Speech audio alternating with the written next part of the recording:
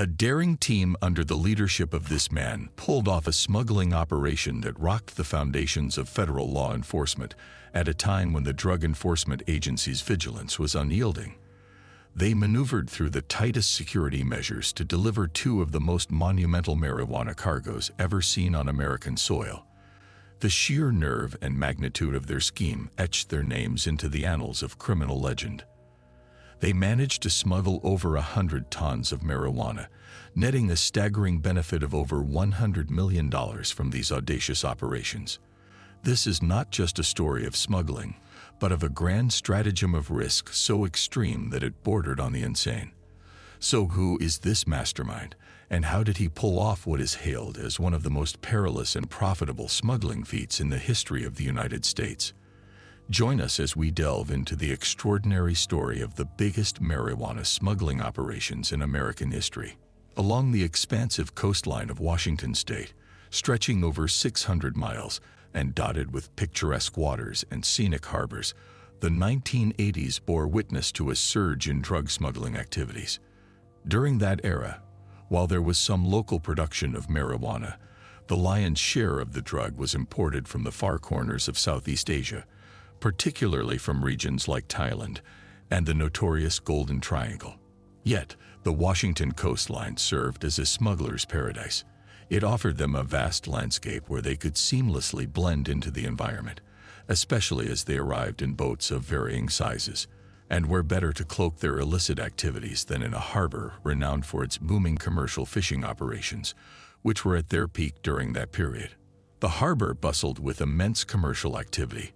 Before the rise of salmon farming, many headed to the chilly waters of Alaska and Puget Sound, seeking the finest catches. This constant maritime movement naturally caught the attention of law enforcement. As a result, the DEA intensified its patrols in the Pacific Northwest region. Operating under a specialized branch known as the Organized Crime Drug Enforcement Task Force, focused on international cases, their presence was unmistakable and constantly felt. However, in spite of this heightened surveillance, one man and his team masterminded one of the most audacious exploits ever. They successfully smuggled two of the largest marijuana shipments in U.S. history right under the noses of federal authorities. The audacity and scale of this operation would go on to become legendary. The 1980s were a decade of flamboyance, excess, and a pulsating hunger for power and wealth. In the heart of this era, in 1986, an astonishing 23 tons of marijuana were smuggled into the United States. Just as law enforcement was grappling with the scale of this audacity, the following year, in 1987, saw an even grander scheme unfold. Another 42 tons in total, a whopping 67 tons in a mere span of less than 24 months. And all this while the DEA was watching. The sheer magnitude of these shipments left even the most seasoned DEA agents in disbelief. Such vast amounts of marijuana meandering into American territory wasn't just a red flag, it was a blazing siren. This was no ordinary criminal endeavor. This was the hallmark of an organization operating at its peak, showcasing a level of audacity and sophistication rarely seen in the annals of crime. The rewards reaped from this illicit trade were astronomical. After distributing this mammoth haul across the length and breadth of America, and after offsetting all the operational costs, it is believed that the net profit was over $55 million. But the intrigue doesn't end there. Suitcases bursting with cash would take flight on private Learjets, destined for offshore bank accounts scattered across the globe. From the vaulted chambers of Zurich's financial houses to the historic banks of London and countless other financial institutions worldwide, in the center of this whirlwind stood one man, Brian O'Dea. The year was 1985. Brian O'Dea was a man once entangled in a web of illicit dealings who wanted to change his life for the better. Just as he envisioned a cleaner, brighter future, an old associate called with a tempting offer. A massive stash of marijuana was up for grabs in Southeast Asia. The only catch was transporting it to the U.S., but the reward, potentially millions of dollars, was hard to resist. Despite his hesitations, Brian saw this as his ticket to a debt-free life, a golden parachute that would solve all his financial woes and pave the way for a fresh start. Therefore, he decided to dive in and accepted the offer. His first move was assembling the dream team. Brian's search led him to Anacortes, Washington, where he knew a shrewd fisherman named Tony Frankovich. Tony was no ordinary man of the seas. He owned a fleet of boats honed by years in the fishing industry. So Brian identified him as a golden opportunity. Tony's kin, boats, fishing equipment, and extensive knowledge could be the linchpin for this audacious operation's success. To add to the allure, Tony was a frequent face at the docks, commanding a majestic 105-foot schooner-style vessel. This ship was tailor-made for such endeavors. Tony's familiarity with the coastlines and his storied reputation meant even the DEA agents gave him a free pass. His regular comings and goings from Washington to Alaska were common knowledge. To the unsuspecting eye, this venture seemed straightforward. Transport fish crates to the dock. Except, instead of fish, these crates would be brimming with marijuana. So Brian explained everything to Tony, and he convinced him to join him in this massive operation. Next, he tapped into old connections. The Schaffer brothers. To the world, Bill and Chris Schaffer were flamboyant, affluent businessmen. But in the shadows, they were global drug smuggling moguls. OD successfully convinced them to bankroll the operation with a hefty $10 million. As the Schaffer brothers busied themselves greasing the palms of Vietnamese officials for smooth passage, OD was engrossed in procuring and preparing the vessels essential for this daring feat. The stage was set for a smuggling operation that would etch its name into the annals of criminal lore. It was a time of intricate planning. Brian O.D. had invested in 2 ships, the Cathy B, a 100-foot vessel used for fish packing, and the Storm Bird, which was later bought and equipped for the upcoming mission. Both boats were disguised to appear as innocent fishing vessels. However, beneath their decks, Odia and Tony had transformed them into marijuana smuggling factories, complete with weighing scales, packing equipment, and accounting facilities. Staffing was crucial. A total of 12 men were employed, 6 for steering the boats, and 6 more to manage the marijuana below deck. Hodi was fully aware that any leak to law enforcement would be disastrous. To ensure secrecy, Tony made each crew member swear an oath of silence. They were forbidden to discuss the operation with anyone, not even their partners or girlfriends. Any violation resulted in immediate expulsion. Additionally, drug consumption was strictly prohibited. Even a small dose would get one fired. The next step was to set a safe line for communication. OD needed a fail-proof communication system, stretching across boats, cars, fixed homes, and even mobile homes, reaching as far as the South China Sea. Prepaid phones became their tool of choice for critical conversations. Back then, it was possible to receive calls on a payphone. They devised a unique coding system for these secretive talks. A dictionary. Words or numbers uttered during a call would correspond to a specific page in the pre-made dictionary, making their conversations sound like discussions about ship parts. It was time-consuming, but it was their best shot at evading unwanted attention.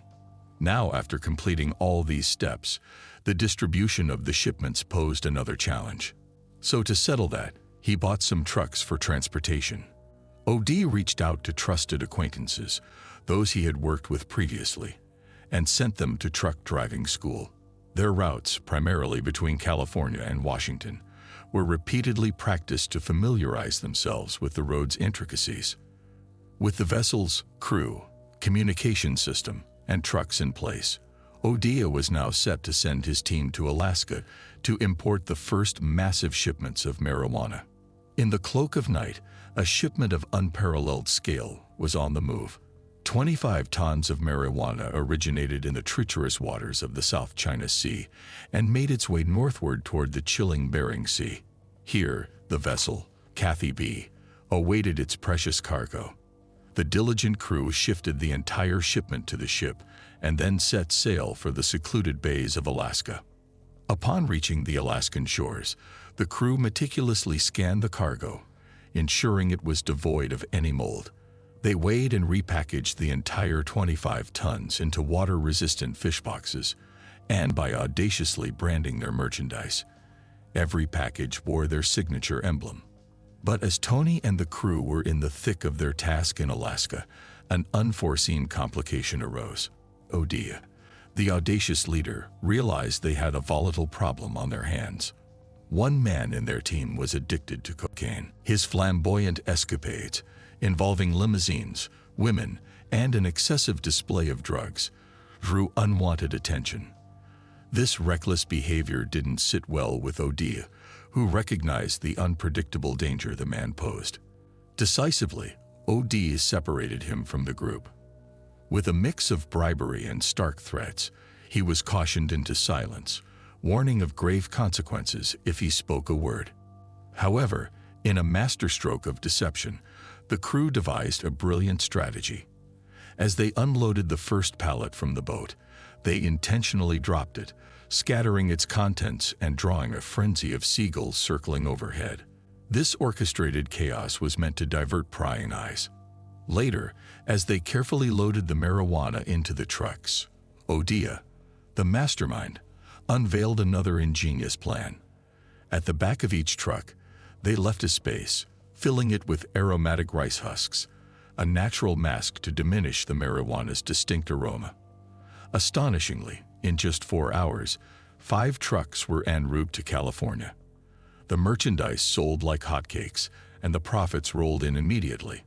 The operation's precision and efficiency were impeccable, a masterclass in covert operations. They finished the first shipment successfully, but their success was short-lived, because they were planning how to smuggle the second 42-ton shipment that was awaiting them back in Alaska. A sinister twist in the tale lay in wait. Unbeknownst to them, the very man Odia had dismissed had turned traitor. The disgruntled former employee, feeling spurned and betrayed, had become the weakness in their defense. This informant, with knowledge only an insider could possess, was now the looming shadow that threatened to bring their entire operation to its knees. This insider was a man with a past. He had previously had some minor skirmishes with the law, looked for a way to redeem himself, and struck a deal with the authorities. He provided them with a very important revelation. A massive mothership from the depths of the Pacific was speeding toward a hidden meeting point just off Alaska. The information that this man provided was very important, and it would have exposed the entire operation and destroyed all of Odia's plans. Now the authorities knew everything, and everything had become clear. On the other hand, Odia, with his elite crew, was always on the alert. They were vigilant. They were always listening, but there was a gaping blind spot. Their equipment was deaf to the powerful signals of the big players. They only had the ability to spy on the signals of local authorities. They were unable to spy on the signals of the FBI, DEA, and ATF. But fate has its twists. As whispers of the looming rendezvous grew louder, a ray of hope shone on Odia's path. A genius from San Diego, a tech maverick, had a breakthrough with the ability to break into those covert federal frequencies with his spectrum analyzer. In a whirlwind session, he reconfigured Odia's team scanners, tapping into frequencies that were once thought unreachable. To their astonishment, these frequencies led straight to the heart of the U.S. federal authorities. Odia was armed with his new secret weapon in the form of a freshly programmed scanner in his car, which gave him the ability to precisely monitor the activities of the DEA and local law enforcement. And while he was driving somewhere in the south of Anacortes, the scanner came alive with chatter. Odia's heart raced as he overheard talk of tailing a suburban vehicle. A quick glance at his rearview mirror confirmed his fears. The DEA was hot on his trail. With adrenaline pumping, Odia accelerated, weaving through back roads and dusty trails for what felt like an eternity. Every car he passed, every shadow in his mirror, appeared as an enemy. After a grueling 8-hour drive, he found himself near Spokane. Every fiber of his being screamed caution. He dove into a quiet side street, urgently dialed a trusted contact from a payphone and called one of their safe houses in Seattle. With every moment counting, OD realized the gravity of his situation. He had to relay the message and alert Tony, the man behind the wheel of the Stormbird, who was now harboring a staggering 42 tons of weed in an Alaskan port, awaiting the covert signal to offload its clandestine cargo and set the next phase of their audacious plan in motion. Simultaneously, while OD was eluding the DEA on land, Tony and his crew were berthed at the fuel dock with their ship, heavy with its illicit green treasure. While heading to make a call, the first word he heard was the word hide, an ominous warning. The gravity of the situation settled in. He sensed not only the imminent danger, but he knew that there was something wrong and that the whole operation was in danger.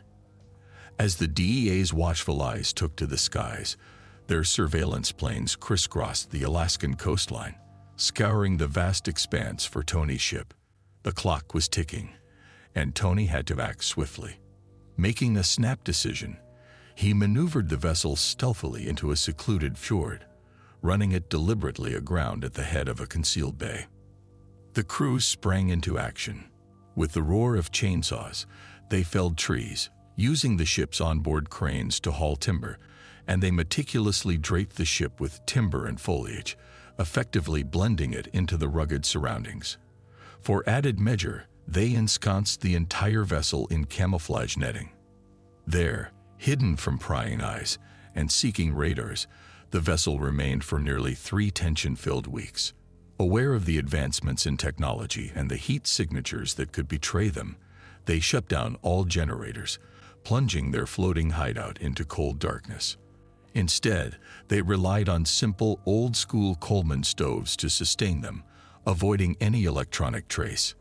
Their instincts were sharp. They felt the omnipresent gaze of the Coast Guard and sensed the net tightening around them. With the boat masterfully concealed and momentarily out of danger, Odia was already several steps ahead.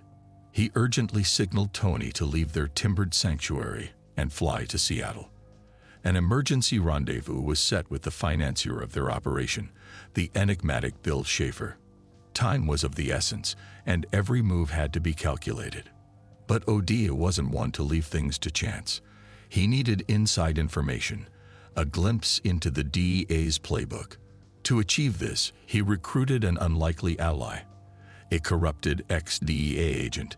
This disgraced investigator, leveraging old contacts and darker methods, was to unravel precisely how much the federal hounds knew of their operation.